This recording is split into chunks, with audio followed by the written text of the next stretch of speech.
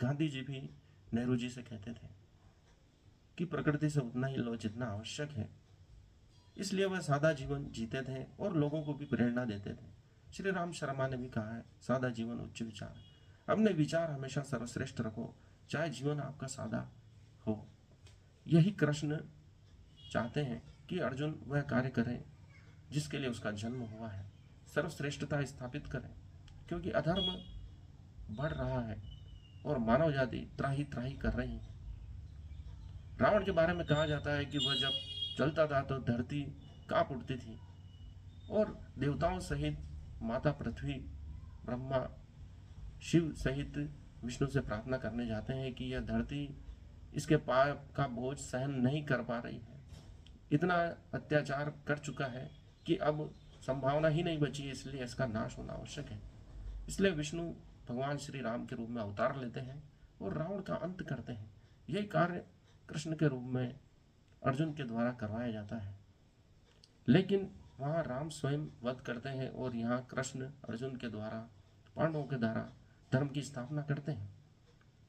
यदि कृष्ण ने उस समय कहा नहीं होता कि मैं कोई भी शस्त्र नहीं उठाऊंगा, फिर भी उन्होंने धर्म की स्थापना के लिए कार्य किया। अर्थात आप किसी भी अवस्था में हो, सर्वश्रेष्ठ कार्य कर सकते हैं, धर्म की स्थापना कर सकते हैं। यह कृष्ण ने सिद्ध किया। स्टीव जॉब्स ने भी यही किया। उनका वैज्ञानिक रूप से कार्य करना सफल नहीं था, लेकिन उनका जो दृष्टिकोण था इनोवेटिव था, भविष्यवादी था, विकासवादी था, इनोवेशन के लिए प्रतिबद्ध था।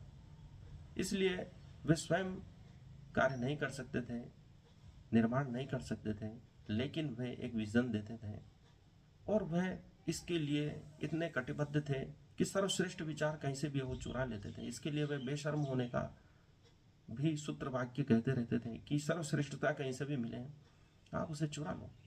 आप स्वयं नहीं कर सकते तो दूसरों से वह कार्य करवा लो, लेकिन आप सर्वश्रेष्ठ होना मत छोड़ो।